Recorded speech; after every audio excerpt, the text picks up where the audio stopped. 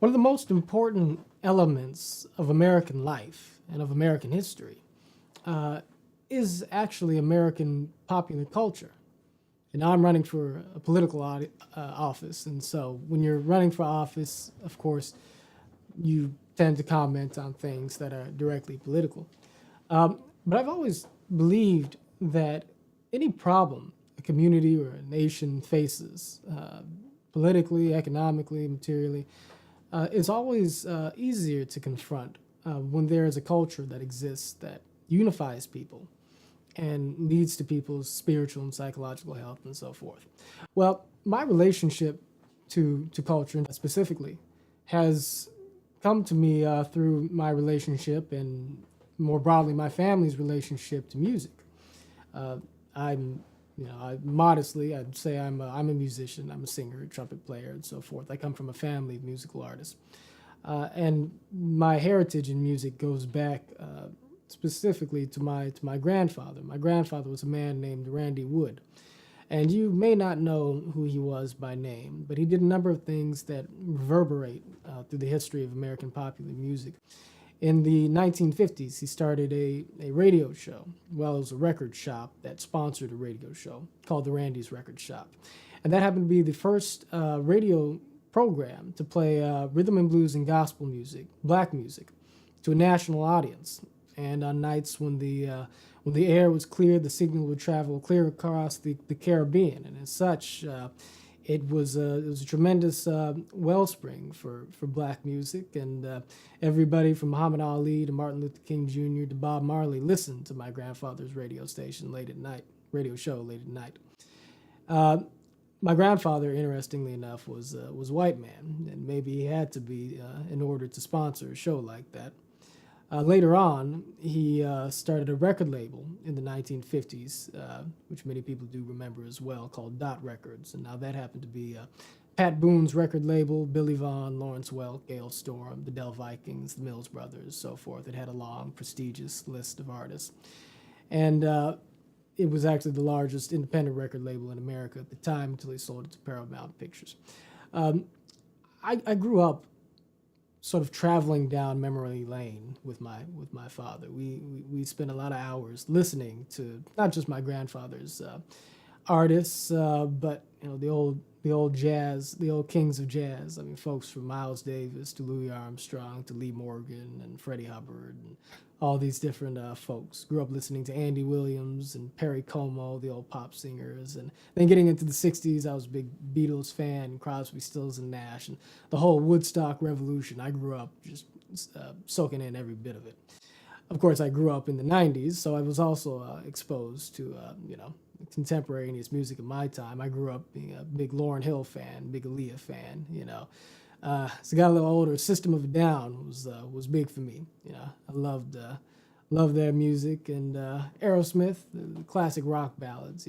All these things. My musical palette was stimulated in a broad way.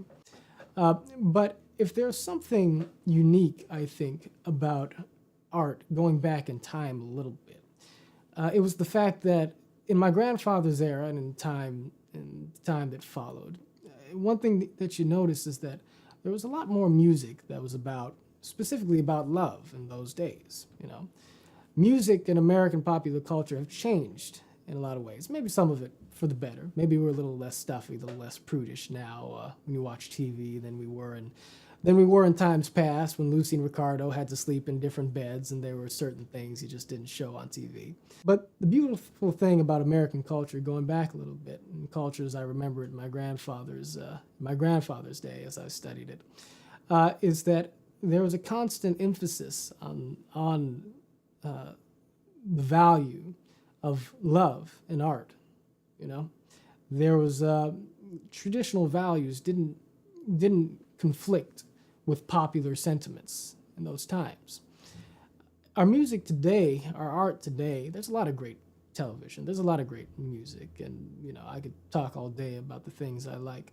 But what I notice is that we're fractured into so many subcultures now, where if you're really heavy into punk rock, you're not going to be down with people who listen to rap, and if you listen to a lot of rap, you're not going to be down with a lot of the pop stuff and the hip hop. Well, a lot of the popular Britney Spears type music, and even if you listen to that, you might not be big into techno. And there's the war of the subcultures that sprawls out across the cultural landscape of my generation. And if you're into any of that stuff, then you probably don't know anything about country music or the music that your parents or your grandparents listened to. And our grandparents certainly can't get into the music that we listen to and watch on music videos on YouTube, what used to be on MTV until MTV Music Television was no longer about music television but became reality TV, which still kind of is sort of confusing to me. But nevertheless, America's greatness, I think, will really be reawakened when we get to the point where art truly transcends all of our cultural and generational and ethnic divisions and so forth.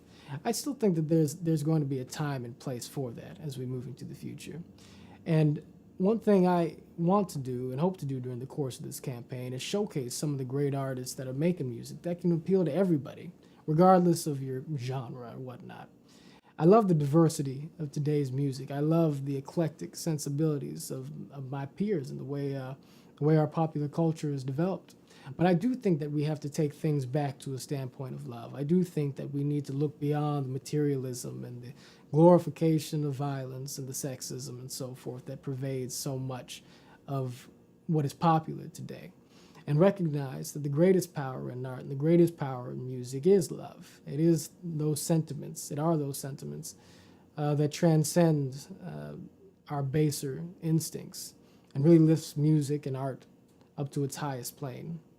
And so during the course of this campaign, I hope to play a modest role in showcasing some of the art that really will help point the way towards a renaissance of love and of art and artistry in our country. And when we come to a point where we've reached that cultural transformation, believe me when I say that our political problems will become much easier to solve as well. So I hope you stay with me.